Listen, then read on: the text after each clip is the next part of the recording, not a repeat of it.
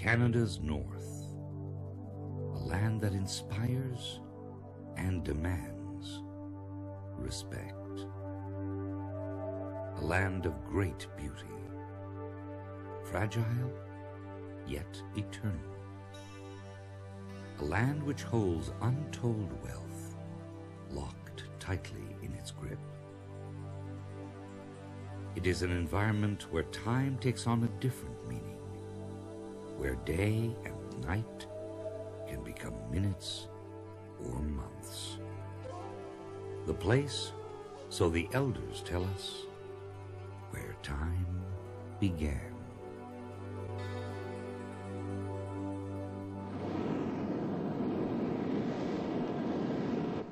Time has brought dreams of great profit.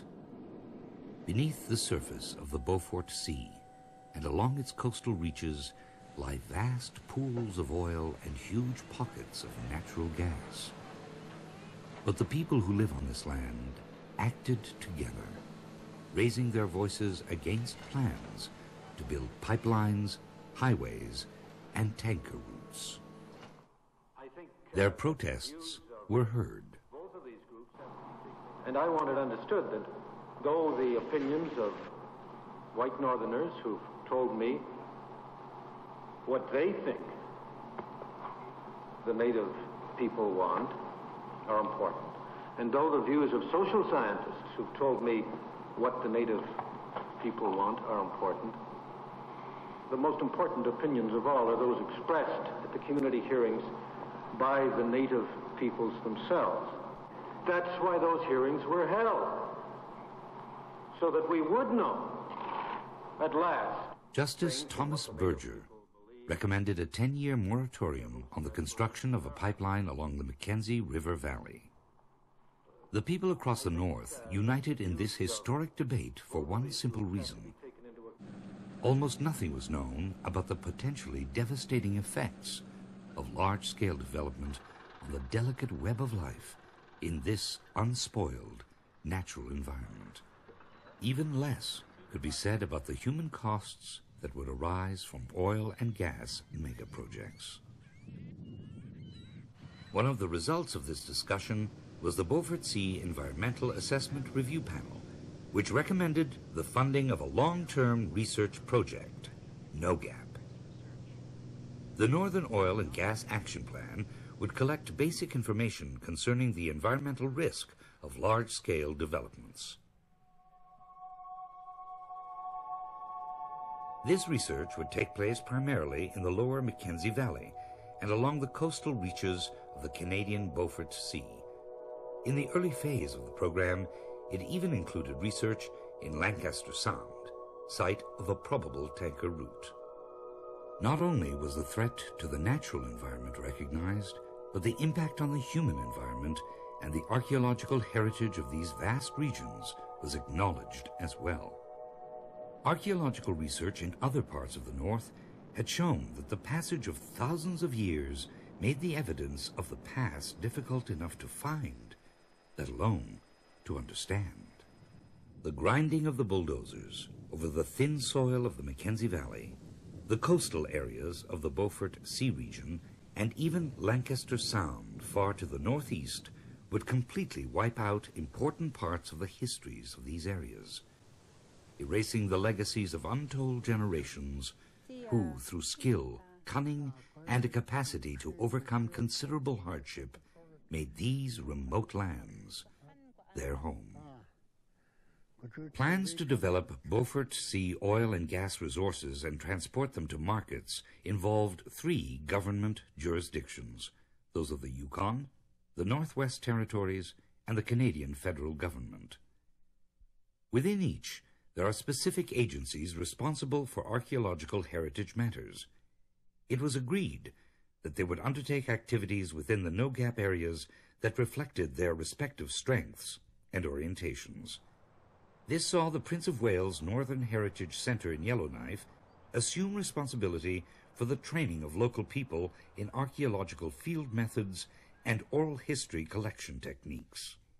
We thought that it would probably be appropriate for us to come in and exercise responsibilities for involving northern people in effect by giving training opportunities to local people so they could participate in archaeological programs and later on in oral history research as well.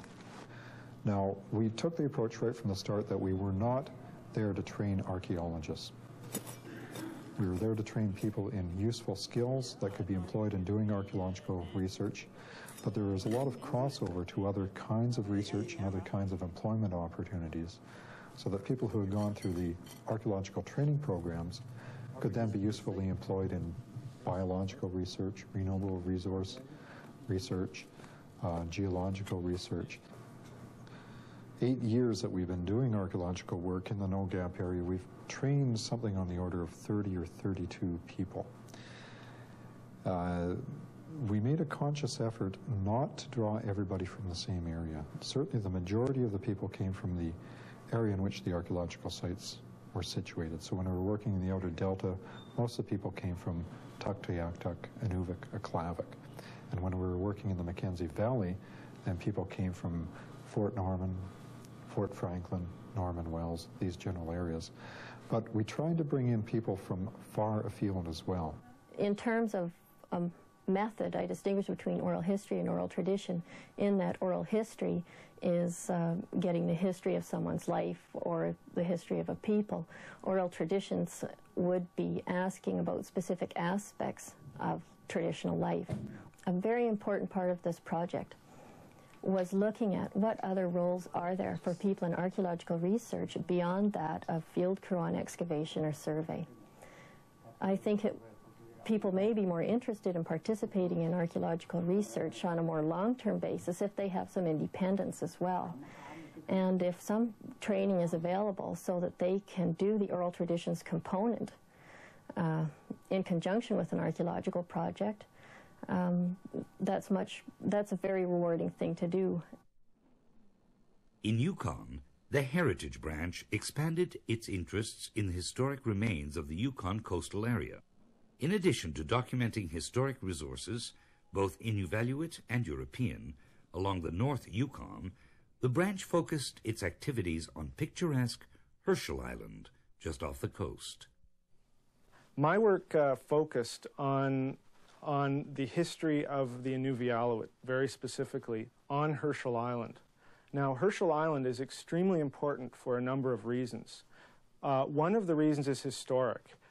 It was a center of trade and commerce throughout the prehistoric period, as well as the historic period after Europeans, Canadians, and Americans began to frequent the area. But another reason that it's important is that it's about the only early site on the Yukon North Slope that has been preserved. And the reason is that erosion has been fierce throughout the North Slope. The entire coastline is receding at quite a rapid rate, but Herschel Island has two unique sand spits which are actually building up. So instead of eroding, they're growing. And the Inuvialuit happened to build their villages on these spits, so they have been preserved. So there's actually a record of about 1,000 years of Inuvialuit history on Herschel Island, which is really unparalleled anywhere else in the whole Mackenzie Delta region. At the Canadian Museum of Civilization, the Archaeological Survey of Canada became responsible for undertaking studies into the prehistory of the NOGAP regions. The staff has expanded, adding even more specialists in Arctic and subarctic archaeology, and the result in 1985 was the creation of the NOGAP Archaeology Project under the jurisdiction of the museum. Before the Archaeological Survey of Canada became involved in NOGAP, we already had a research function in northern Canada. We had a number of archaeologists who worked in the Northwest Territories and in the Yukon. And we also had a division that took care of salvage archaeology. That is, whenever there were pressing needs for excavation of sites that were threatened by developments, they would act. Well, in 1985, the current chairman of the Salvage Archaeology Project, Jacques Cinq-Mars, who actually put together the submissions and the project, he headed up the program, and he hired two archaeologists, one a subarctic specialist, myself, and Raymond Leblanc, an Arctic specialist. So we came in to begin orienting the research within the NOGAP areas. We also had a research assistant, Jane Dale, and a secretary to help us out. The magnitude of the work that we had to do, the area to cover physically, was much, much too large for the small number of people that we did have who were attached to the NOGAP Archaeology Project here at the museum. So we did draw on university-based researchers. We drew on the expertise of consultants in specific areas. We also employed local people in a number of capacities in carrying out our field work. The challenge facing the NOGAP Archaeology Project was imposing, to say the least. Together, the Lower Mackenzie Valley and the Beaufort Sea region represent thousands of square kilometers of land. Only sporadic archaeological research had taken place there over the 50 years which preceded NOGAP. That work provided only a thin basis for beginning the task of understanding the secrets of the centuries. With the goal of providing land managers with better insights into the nature of the archaeological resources, as well as ways of protecting them from the harmful effects of development, the NOGAP archaeologists began their work in 1985 with a two-pronged strategy. The first part of this plan consisted of finding as many new archaeological sites inside certain sub-areas as possible. Archaeological site survey is the search for places used for a variety of human activities in the past. Simple enough, but many of the objects left behind centuries ago have all but disappeared with the passage of time, or they had become buried beneath the ground. With such large areas to work in, archaeologists turned to a number of different sources of information which might help narrow the focus of their search. Geologists were able to identify features of the landscape which might have been used at different times in the past. By studying aerial photographs, Dr. Vern Rampton was able to identify areas of the landscape which were more attractive for human use than others. This, then, allowed the archaeologists to considerably reduce the size of the areas within which to carry out their search. The archaeologist wanted to find out if there was an easy way, based on geomorphology and geology, of evaluating landscape for the probability of archaeological sites. We try and find out from the archaeologists where the archaeological sites were before we do anything, and then we compare that with our knowledge of the geology of the area, and then when we get into detail, what we do is we try and map the area into units that, based on certain common characteristics of high archaeological potential and those that have low archaeological potential. And then when it's all confirmed, we then can produce maps. Pat Sutherland and Paul Roy analyzed low-level aerial photographs in the Lancaster Sound region. They identified the remains of homes abandoned hundreds and in some cases, thousands of years ago. Once the aerial photography is completed in the field and the photographs have been processed, the task of photo interpretation begins. This involves marking and recording the number of archaeological sites, the types of archaeological sites, that is, whether they're campsites or winter villages, the possible cultural affinity of those sites, whether they belong to the Dorset culture or the Thule culture, recording the number of features and the types of features that are contained within each of the sites that are seen on the photographs. And finally, and this work was done using the color transparencies, identifying geomorphic modifiers, that is, landscape units, things such as river deltas, raised beaches, and trying to correlate those landscape units with the archaeological sites, so that in some sense we can perhaps use this information to predict where archaeological sites might be located and use that in future survey initiatives.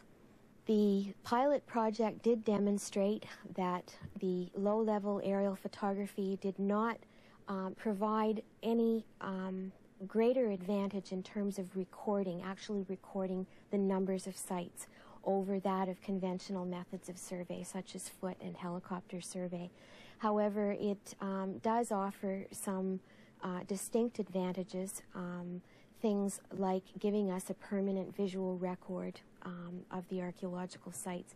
The other advantage of low-level aerial photography is that it allows us to more precisely locate the archaeological sites. So it proved to be a cost-effective ancillary method of archaeological survey to that of the conventional methods that we have used in the high Arctic.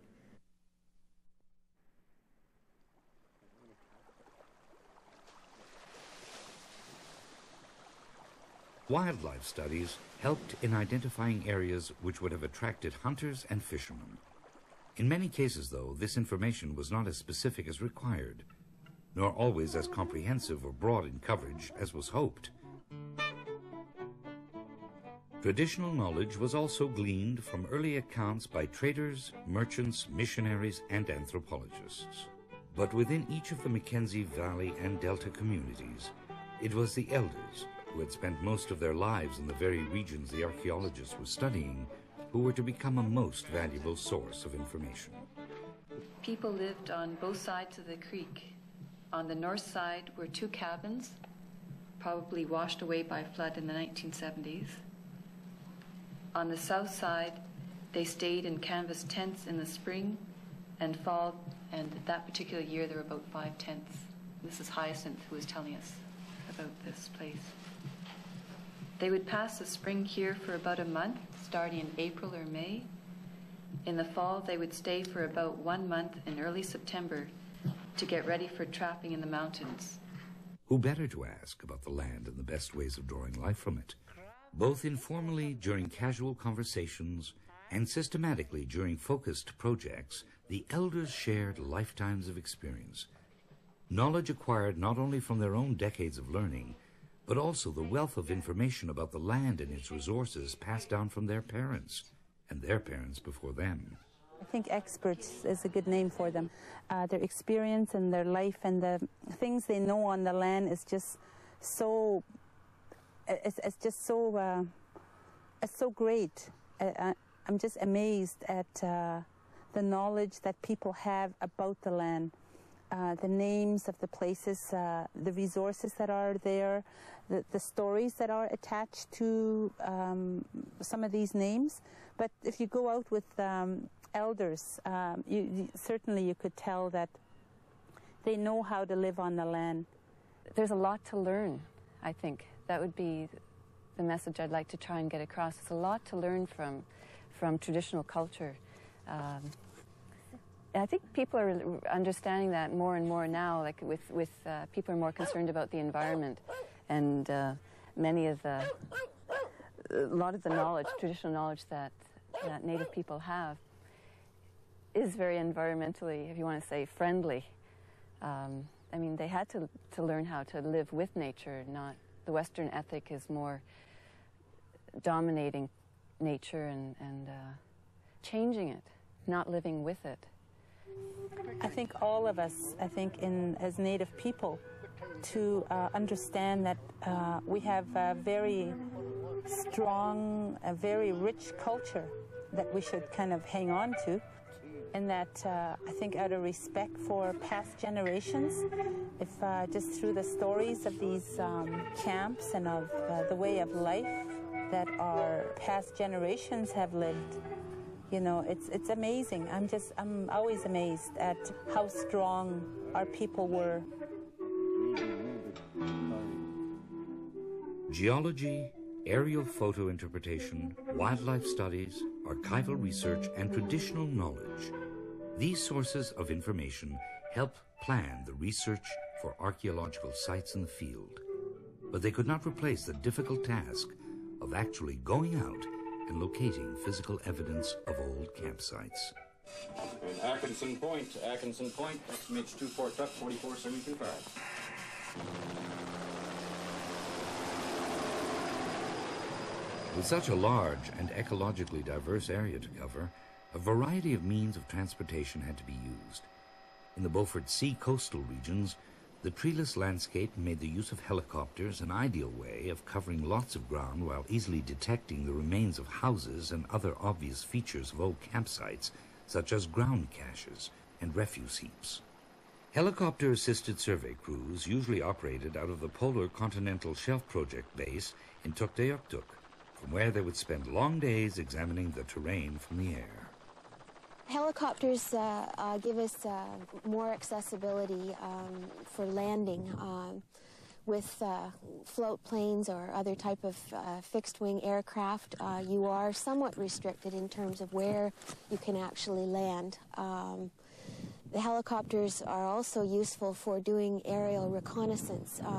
Flying in a helicopter, doing initial archaeological survey in a helicopter gives you the broad perspective that you need before you begin ground survey or survey by boat, whatever. It gives you a good sense of the lay of the land that you don't get by being on the ground. You can recognize the more recent material, that is the actual features that are part of the archaeological site, and in fact artifacts such as sled parts, kayak pieces, that type of thing from the air. It's a little more difficult when we're dealing with the early material. However, if there are things like fireplaces or tent rings, by flying at a fairly low altitude over the ground, you usually can spot these types of early prehistoric features, provided that you're not dealing with an area that's heavily vegetated. But different people left different and often less obvious traces of their passing. While some house remains could be seen from the air, other sites consisted of nothing more than scatters of small chips of stone left over from the making of stone tools, and occasionally some of these tools themselves. The only way of locating these sites was to land in promising spots, carry out a careful examination of the ground surface, and dig small holes or test pits in order to discover buried artifacts. Although the rewards from this kind of work were few, the information provided was invaluable. South of the Beaufort Sea coastal region, visibility is severely limited by tree cover, and the work required to locate sites is much more difficult. Archaeological site survey methods had to be adapted to this different environment.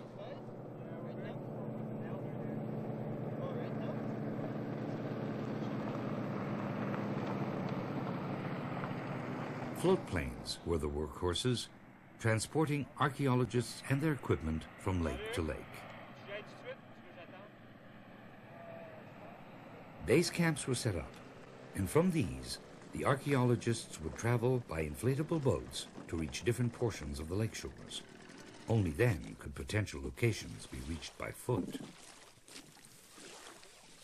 As on the coast, hints of past use were sometimes found on the surface, but more often than not, they lay buried in the thin subarctic soils. In the 5 decades that preceded NOGAP, only a handful of sites had been discovered along the Mackenzie River Valley. Of these, just one had been studied carefully. 4 seasons of field research later, the NOGAP Archaeology Project had increased the number of new sites to well over 100.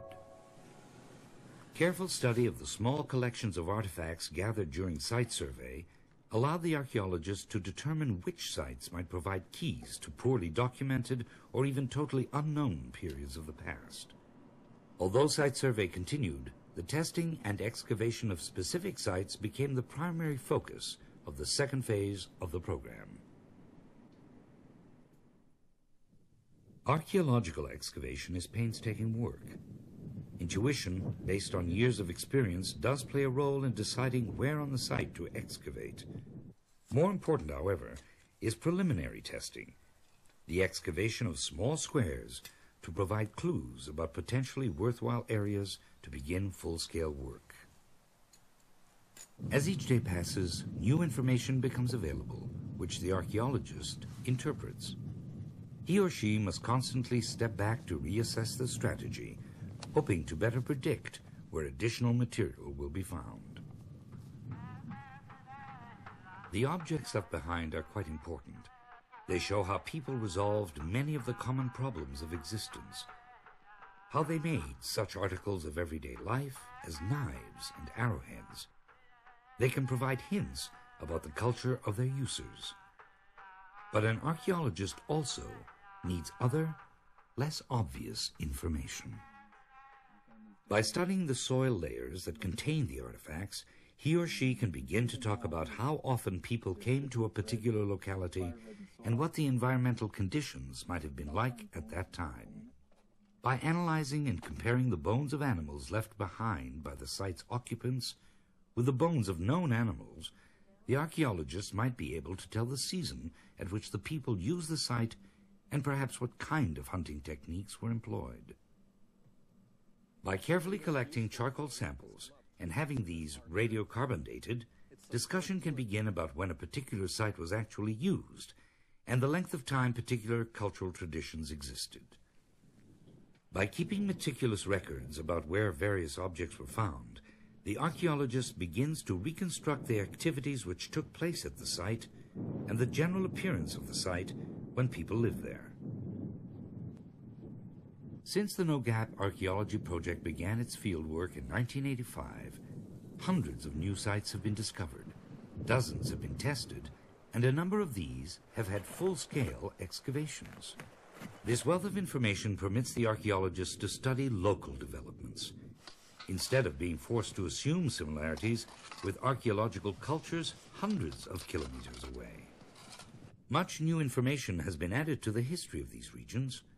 In some cases, entire new chapters have been written. In others, well-documented details now enrich what was previously a dim and hazy picture. For example, the ancestors of the Inuvialuit, who today live in the Mackenzie Delta communities of Aklavik, Tuktoyaktuk, and Inuvik, were historically the largest group of Inuit people in the entire Arctic.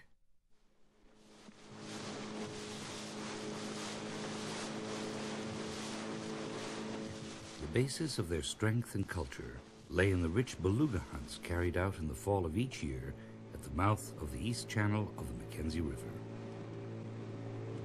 Large populations, numbering several hundred individuals, gathered at such well-known archaeological sites as Kittigazuit, Gupak, and Cache Point. Other large coastal sites were also known elsewhere along the Tuktoyaktuk Peninsula. Dr. David Morrison, an archaeologist with the Canadian Museum of Civilization, set out to better understand the life of the Mackenzie Inuit. He concentrated his search away from the east channel of the Mackenzie River and looked instead in the Eskimo Lakes area, up the Anderson River, and as far east as the mouth of the Horton River. We knew we had big village sites like Kitty. The explorers had seen them. This is also written up in the NOGAP book. So we had also oral history sources focusing on that one kind of site. And it was in a way, it was the most exciting and most important kind of site. A town like Kittigazuit was a real town. It had 1,000 people in it for the July hunt. It was probably the biggest settlement in the entire Canadian Arctic in 1850 or 1750 or 1650, because it had been lived in for hundreds of years. So it's not it's quite understandable that this was the focus. But at the same time, at least non-Inuvialuit knew almost nothing about what the rest of the Inuvialuit life was like. The main thing we're seeing, however, is that sites like Kittigazuit do not represent the sum total of what Inuvialuit people were doing in the summer. And we're finding sites in the interior and at Husky Lakes which shows that many people were going down into the interior and living on caribou, more or less year-round. So what we're finding actually is that the oral history accounts agree very nicely with the archaeological accounts. The two sort of complement each other very nicely. And we're seeing things that substantiate what the elders say, and at the same time, what the elders say helps us make sense out of what we're digging up. South of the Eskimo Lakes are the traditional lands of the Gwich'in. Virtually nothing was known archaeologically of this Dene people, who today live mainly in the tiny settlement of Arctic Red River. In the course of his investigations, Dr. Jean-Luc Pilon of the NOGAP Archaeology Project encountered a number of depressions measuring about 2 meters long, 1 meter wide, and roughly 50 centimeters deep. He assumed these were simple ground caches in which people had stored fish for later use as dog food, a practice still followed today. But excavation of some of these features suggested this was not the case. During the course of our work in the southwest Anderson Plain, we've found over 50 semi-subterranean house features, or pit houses. Now, from the surface, when we first find them, there are a number of characteristics that are quite obvious, and these characteristics we find time and time again. There are two, basically. The first is obviously the pit, or the central depression. The dimensions of these depressions or pit features vary from 2 to 3 meters in length and 1 to 1.5 meters in width. Our excavations have shown that the people would dig at least 1 meter below the surface of the ground. The second feature that is quite characteristic of these semi-subterranean houses is a ridge of sand or a berm around the sides. Sometimes we find it at the ends, but it's much less pronounced. Now, this ridge of sand can be anywhere from 10 to 20 centimeters in thickness, and in some cases up to 1 meter thick. And that sand lies on top of the remains of the roof that is composed of poles lying very close to each other and parallel to the length of the depression. And all of this has since collapsed and infilled often part of the depression so that they look a lot less pronounced than they did when the people were using them. Another feature or characteristic that we found when we tested or excavated the houses was that just outside the ends of the depression are hearth features or the remains of fireplaces.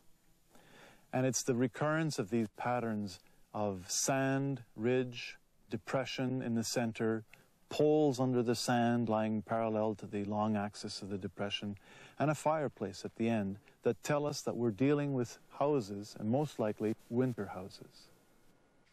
To establish the credibility of his interpretation, Pilon built a scaled-down version of a semi-subterranean house based on the archaeological evidence he had amassed. Well, there were three features that we had to see in that reconstruction. We knew, first of all, that inside the house there was a pit. So we excavated one of these. Now, that pit was part of the inside of the house. It wasn't the inside, the house itself. So the house sort of sat over it. And that's another important feature, because those poles in the archaeological sites covered a much, much larger area than the pit itself. Another important feature were the earth ridges that lay on either side of the depression in the archaeological sites. Now, that earth also covered poles of the collapsed roof. And so to reconstruct that, we put A-frames at either end of a depression or a pit feature that we dug. Then we placed poles parallel to each other between those A-frames. The gaps between the poles we filled with moss. And finally, we took the dirt from the depression that we had excavated and placed it on top of the moss. This way we had a nice thick layer of insulation on the roof. In addition to the question of pre-contact Gwich'in winter houses and the full range of Mackenzie Inuit economic activities, NOGAP identified many other archaeological problems and attempted to resolve them. For example, all along the Beaufort seacoast, the land is currently being eroded at alarming rates, with some areas losing as much as 7 meters every year.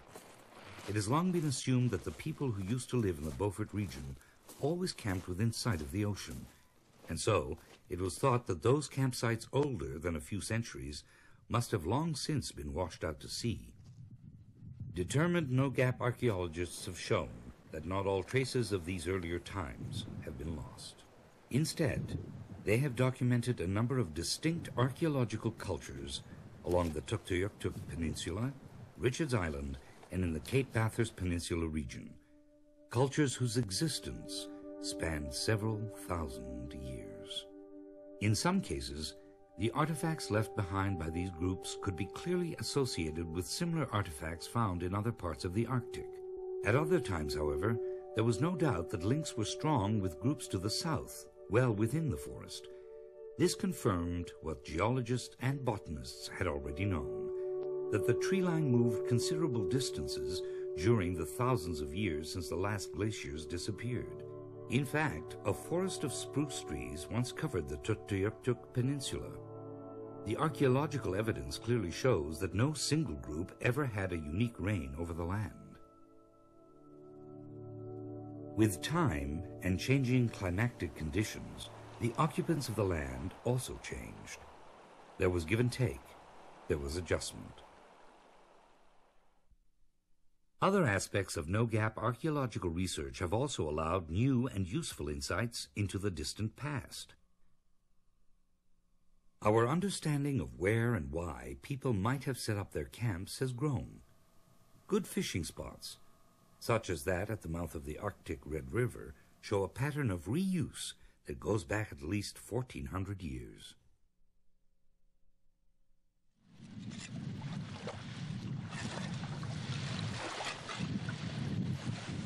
As I put them in, you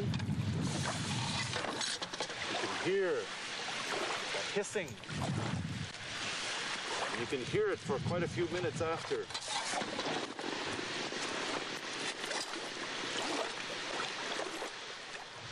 Our comprehension of some of the more common artifacts was expanded through simple experimentation.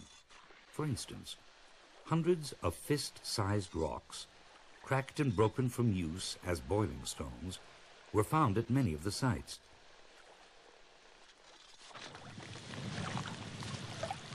Okay, I'm going to remove now the first bunch of rocks, and see already some of them have cracked. Now perhaps these were stones that didn't have the right shape and I shouldn't have chosen them. And if I'd have known better, perhaps I wouldn't have. Perhaps they're stone of the wrong type of rock. Now, if you see this water, I've only put the rocks in the first time, 7 of them, and already it's steaming. Second round of rocks should be nice and hot.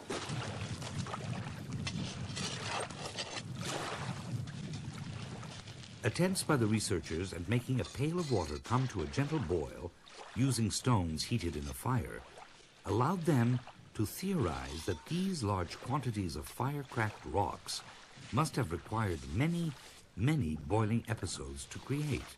This invaluable information can be used as a yardstick for estimating the amount of time a site was used.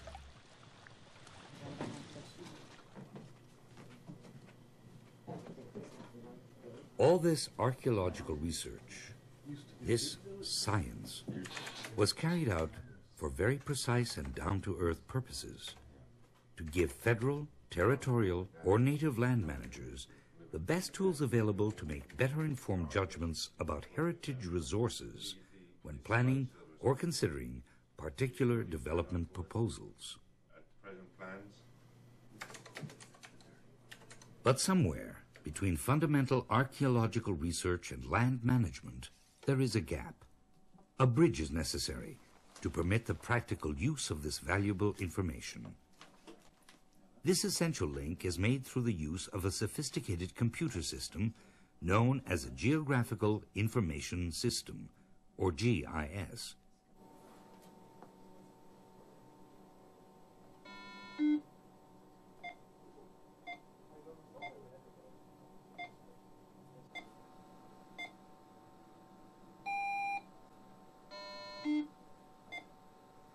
Put simply, GIS allows any number of different maps to be overlaid, and the combination of these maps studied for patterns. With today's computer technology, any number of different maps can be superimposed. The interesting step comes when we try to combine the different types of mapped information in order to try to identify patterns between them. Now, the reason for doing this is quite simple. We cannot undertake archaeological survey everywhere, but we do have to minimize the damage to the resources that do exist out there. Now, obviously, people didn't live just anywhere, nor did they live everywhere. By identifying patterns between the characteristics of the land, the traditional land use, and the archaeological sites, we can begin to develop a rule of thumb that might account for most of them. In other words, if a large proportion of sites occur on certain kinds of landscapes, then in areas where we haven't conducted our archaeological work, we still might be able to predict where archaeological sites might be based on the presence of certain kinds of landscapes. It's certainly a lot easier and a lot cheaper to undertake the creation of maps, of landscape maps, using aerial photographs than to conduct full-scale archaeological survey. Park that's likely to open here. A land manager can then use this knowledge in areas where archaeological work has not taken place, in order to better assess the possibility that a proposed project will destroy valuable archaeological heritage sites. That land manager and future archaeologists in these regions will have a reference against which to assess the significance of sites that are discovered in the course of development. Mark, here's the report from the museum. Oh, the archaeological report and field work? Yeah. Planners will be better able to avoid selecting areas with high probabilities of archaeological sites. They will also have a number of options for minimizing harmful effects when no other routing is possible. The Canadian Museum of Civilization's NOGAP Archaeology Project, together with its partners in the Northwest Territories and Yukon, has addressed many issues which reach far beyond the archaeological community and its scientific concerns. By maintaining a land management objective, they have stayed the course originally set out by the Beaufort Sea Environmental Assessment Review Panel. They have also tried to focus on the spirit of the voices heard at the Berger Inquiry, learning more about a heritage that is perishable and removed from view, but invaluable for the people whose ancestors once walked on the land, a heritage that is beyond price. Our own efforts to document history, to document cultural evolution through traditional knowledge research has led our people to recognize that there are real values of doing that, but there are also limitations. And I think as a result of taking the initiative and doing community-based research, community-controlled research, they're starting to open up and view more positively other types of research too, which together with traditional knowledge provides us with a more complete picture, a more comprehensive understanding, even though it's from two very different perspectives. Well, the archaeology is a field that has always played a part in the negotiations and the settlement of the claim. It's something that we've always had to address and always had to keep in mind because from that's direction from the elders. So it's something that's going to only be expanded in the future. In future, they're talking of possible storage sites or call them storage sites for the case if an oil spill would happen. Now, I'm talking years down the road, you know, I might even be talking 25, 30 years down the road. But if we had that sort of information on say, a geographical information system that could pinpoint where these points of interest are to the Inuvialuit, we bring those into the negotiating process at the outset rather than waiting until we get someone from the community to come in and say, look, why did you build or why did you give approval for a project to happen in this area? Didn't you know that there's, you know, grave sites there, or that's where an old house was or an old campsite from years ago? If we had that sort of mechanism from the archaeological community, then that would certainly be assisting us in determining how we use or approve a project within the vicinity of the areas. I was always interested in the past, because when I was trapping in the early 60s and that, I see these cuttings, you know, even the old axe cuts. It makes me wonder about the people that were there at the time cutting and living around there, how they lived, how they looked, who were they. You know, sometimes I see a place where there's a sign of children, so, you know, all that. So now I working on this job here, it gives me a good idea of, you know, I'm finding a lot of answers to what I was thinking about. I was always reluctant to have people come around and disturb the environment. But because I was an an authoritative position. I had to look and listen and then evaluate whether it's a good thing. And because it was related to oil and gas exploration, part of the NOGAP project, I felt like it was okay because it would help us to understand our people better. We would know more about our own people, the background of our own people. Because I think the more we know, the better we'll feel about being who we are. Although the future of oil and gas megaprojects is uncertain, the NOGAP regions will continue to grow, and the need for development will not disappear. The archaeological work that has taken place has provided the Inuvialuit Development Corporation, the Gwich'in Tribal Council, and both the territorial and federal governments with better tools to face the future without harming the past. These final words belong to Frank Tiselli, who was chief of the Fort Good Hope Band. Will stop the pipeline. We know that our grandchildren will speak a language that is their heritage. We know they will share their wealth and not hoard it or keep it to themselves. We know they will look after their old people and respect them for their wisdom.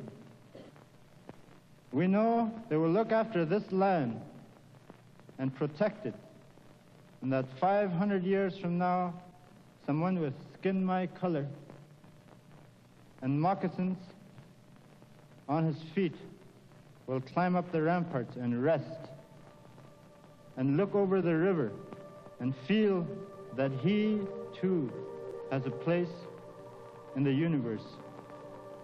And he will thank the same spirits